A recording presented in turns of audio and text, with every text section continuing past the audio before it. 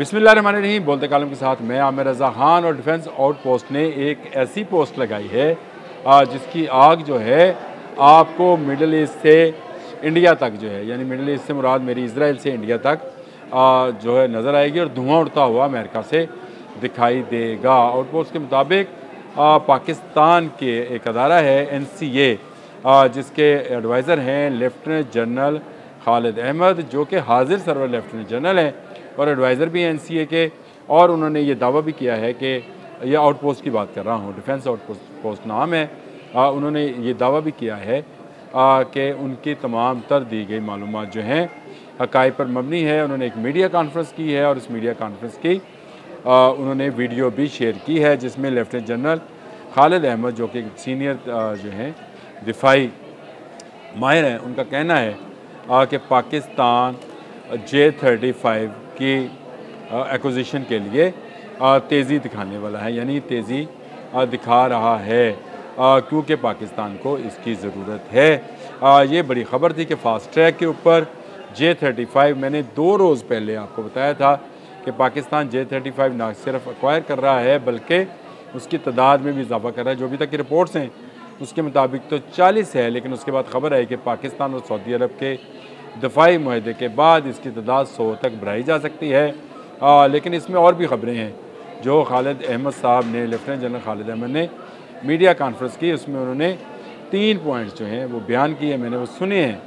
उनकी media conference में उन्होंने कहा कि एक तो J-35 को फास्ट ट्रैक पे किया जाएगा, दूसरा उन्होंने कहा J-10C और PL-15 की इन्वेंट्री को भी बढ़ाने की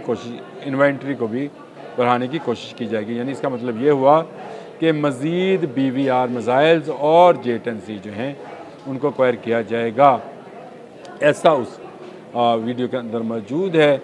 और इसमें बताया गया है कि ये सारी चीज़ें जो हैं लिंक करती हैं कि पाकिस्तान क्या भारत से मुकाबला, और उसके बाद इसराइल का ईरान पर हमला, और इसके बाद इसराइल का कतर पर हमला, और फिर पाकिस्तान ने ये फ़ैसला किया कि उसको जितना जल्द हो सके J-35 लेना है, क्योंकि भारत कोशिश कर रहा था कि वो अमेरिका से F-35 जहाज़ खरीदे और पाकिस्तान को ज़रूरत है जल्द से जल्द एक ऐसे 5th जनरेशन जहाज़ की जो स्टेल्थ टेक्नोलॉजी हो, जिसमें लेटेस्ट रडार सिस्टम हो, जो इलेक्ट्रॉनिक वॉरफेयर में बेहतर अंदाज में काम कर सके। और इस वक्त दुनिया में अगर कोई नंबर 1 जहाज़ है तो वो यही J-35 है। इस पोस्ट के अंदर ये भी दावा तो नहीं कहूँगा, लेकिन इस बात का इजहार किया गया है कि पाकिस्तान तकरीबन 1000 के करीब जो BVR मिसाइल PL-15 है वो लेगा। आपको PL-15 की अहमियत का पता है कि पाकिस्तान के इस वक्त मौजूदा फ्लीट के अंदर जितने जहाज़ मौजूद हैं, चाहे वो J-10C है या JF-17 थंडर ब्लॉक 3 है, उसमें PL-15 को इंटीग्रेट किया जाता है। और इसमें 250 के करीब तो PL-15 जो है J-10C के साथ ही आए थे। उसके बाद एमरजेंसी की बुनियाद पर जब इंडिया ने हमला किया तो 100 के करीब कहा जाता है कि मज़ीद आए थे, लेकिन अब कहा जा रहा है कि ये मज़ीद आएंगे। तो इसका मतलब ये है कि जो J-35 आ रहा है उसके साथ भी मज़ीद PL-15 BVR मिसाइल जो हैं वो ख़रीदे जाएंगे। ये भी कहा गया है कि इसकी टेक्नोलॉजी ट्रांसफ़र को भी जो है वो देखा जाएगा, यानी TOT के तहत भी इनको देखा जाएगा कि PL-15 पाकिस्तान में ही तैयार हों, क्योंकि इतनी बड़ी तादाद में, जिसका अंदाज़ा तकरीबन 1000 मिसाइल्स के पर लगाया गया है, पाकिस्तान को दरकार होगी। और ये 1000 मिसाइल्स जो हैं, क्योंकि पाकिस्तान का जो फ्लीट है इस वक्त 200-300 जहाज़ों पर मुश्तमिल है, 200 से ऊपर, और इसको बहुत जल्द 300 जहाज़ों पर मुश्तमिल हो जाना है। और उसके बाद अगर सऊदी अरब के साथ भी हम अल-जाफ एयर बेस के ऊपर काम करते हैं तो इसका मतलब ये है कि पाकिस्तान को ना सिर्फ अपना फ्लीट बड़ा करना होगा बल्कि मिसाइल्स की तादाद में भी इजाफ़ा करना होगा।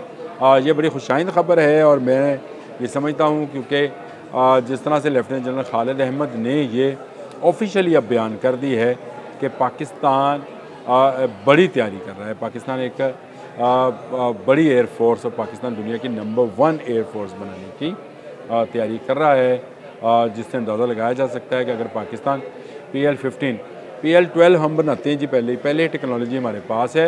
PL-15 अगर हमने बनाना शुरू कर दिया तो फिर आप सोच सकते हैं कि पूरी इस्लामी दुनिया के लिए ये कितनी खुश आइंद बात होगी। और पाकिस्तान इन मिसाइल्स के बनाने के बाद बहुत ही ज़बरदस्त अटैकिंग पोजीशन पर आ जाएगा। एक तो J-35 आ जाएगा, J-10C मौजूद है, फिर हम जो है JF-17 थंडर ब्लॉक 3 ख़ुद बनाते हैं और ब्लॉक 4 पर काम कर रहे हैं। उसके लिए भी प्रोजेक्ट अज़म मौजूद है जिसके तहत काम किया जा रहा है कि पाकिस्तान ख़ुद का स्टेल्थ जहाज़ जो है तैयार करे जो 5th जनरेशन का हो। इस पर एक अलग से वीलॉग जो है वो भी मौजूद है, आप उसको भी देख सकते हैं। मेरी अगर प्लेलिस्ट में जाएंगे तो आपको चीज़ें मिलना शुरू हो जाएंगी। पाकिस्तान दुनिया भर में एक बेहतरीन फ़ौज और एक बेहतरीन दिफाई फ़ौज जो है वो ख़ुद को साबित कर चुकी है और पाकिस्तान की एयर फोर्स ख़ुद को एक बेहतरीन दिफाई एयर फोर्स साबित कर चुकी है। बल्कि अगर मैं ये कहूँ कि नंबर 1 एयर फोर्स है और इस पर बहुत सारे तजज़ियाकार जो बैरून मुल्क बैठे हैं उनका भी ये मानना है कि पाकिस्तानी पायलट्स ने वो कर दिखाया जिसकी तवक्को नहीं की जा रही थी। नंबर्स आ गए हैं 1 2 3 4 4 उन जहाज़ों के जिनका नाम राफेल है और जिनको पाकिस्तानी शाहीनों ने J-10C और JF-17 थंडर ब्लॉक 3 के ज़रिए उड़ाया। दुनिया का सबसे बड़ा इंटरसेप्टर प्रोग्राम जिसको S-400 कहते हैं, रशिया का बना हुआ, उसको गिराया। तो इससे साफ ज़ाहिर है कि पाकिस्तान ऐसी कैपेबिलिटीज़ में अब मज़ीद इन्हांस करेगा क्योंकि उसका सऊदी अरब के साथ मुआहदा भी हो गया और पाकिस्तान को अगर किसी जगह पर फाइनेंस की कमी आती थी तो वो पूरी आसानी के साथ की जा सकती है। और इसके साथ साथ सऊदी अरब का भी विजन 2030 जो है उसके तहत सऊदी अरब ने भी अपने मुल्क के अंदर बहुत सारी दिफाई सलाहियतें जो हैं उनको उस पर खुद इंसारी करनी है ताकि वो बाहर से कम असला जो है खरीद सके। तो इससे नज़र आता है कि ख़त्ते में द बैलेंस ऑफ पावर जो है वो पाकिस्तान के पलड़े में आ गई है।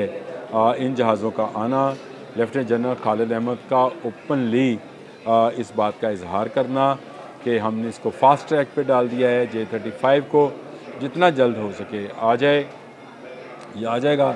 PL-15 को मज़ीद जो है लिया जा सकेगा और बमा टेक्नोलॉजी के लिया जा सकता है। मैंने आपको वो बता भी दिया कि किस लिंक के ऊपर मैंने ये सारी चीज़ें हासिल की थी और उसकी मालूमात कहाँ से मिली थी। तो इससे समझ आता है कि पाकिस्तान की मिलिट्री प्लानिंग जो है एक ज़बरदस्त प्लान पर अमल कर रही है जिसके तहत पाकिस्तान को बैलेंस ऑफ पावर के इस सारे एपिसोड में एक सुपर पावर के तौर पर सामने आना है। पाकिस्तान एयर फोर्स को नंबर 1 फोर्स बनना है। पाकिस्तान की जो बड़ी है या बहरी है वो भी नंबर 1 है, उस पर मैं दोबारा बात करूँगा आपसे। लेकिन इस वक्त मुझे खुशी इस बात की है कि ये कंफर्म हो गया कि पाकिस्तान J-35 को फास्ट ट्रैक पर हासिल कर रहा है। क्यों हासिल कर रहा है, इसके लिए आपको जंग मई, फिर इज़राइल ईरान वॉर और कतर इज़राइल तनाज़ा जो है इसको, और उसके बाद मुस्लिम दुनिया की मीटिंग और उसके बाद पाकिस्तान सऊदी अरब दिफाई मुआहदे को पढ़ना होगा। ये बड़ी खुशाइन ख़बर है जो एक हाजिर सर्विस लेफ्टिनेंट जनरल की जानिब से आई है। ये कंफर्मेशन जो कि NCA के एडवाइज़र हैं और NCA आपको पता है कि नेशनल कमांड अथॉरिटी है जो तमाम उन चीज़ों को जहन में रखती है कि पाकिस्तान को किस किस किस्म की दिफाई सलाहियतों की ज़रूरत है, चाहे वो एटमी है या रवैती हैं। वो तमाम जो है ये काम, ये अदारा यहाँ बैठे थिंक टैंक्स जो हैं वो करते हैं और आपके थिंक टैंक ने J-35 की जल्द से जल्द उसको हासिल करने की प्लानिंग की है। J-10C को मज़ीद जहाज़ और J-10 और PL-15 के मज़ीद मिसाइल लेने की बमा टेक्नोलॉजी प्लानिंग की है। अल्लाह पाक हमारी फ़ौज को इसी तरह हर आने वाले दिन के साथ मज़बूत से मज़बूत बनाए और पाकिस्तान को उम्मत मुसलमान का मुहाफ़िज़, हरमैन शरीफ़ैन के मुहाफ़िज़ तो हम बन गए हैं, पाकिस्तान को उम्मत मुसलमान का भी मुहाफ़िज़ बनना है। और उसके लिए पाकिस्तानी फ़ौज को मज़ीद हथियारों, मज़ीद असले और मज़ीद टेक्नोलॉजीज़ की ज़रूरत है जो कि अब सऊदी अरब के साथ मिल जाने के बाद पाकिस्तान हासिल कर लेगा और पाकिस्तान हासिल कर रहा है। अब तक के लिए इतना ही। अल्लाह।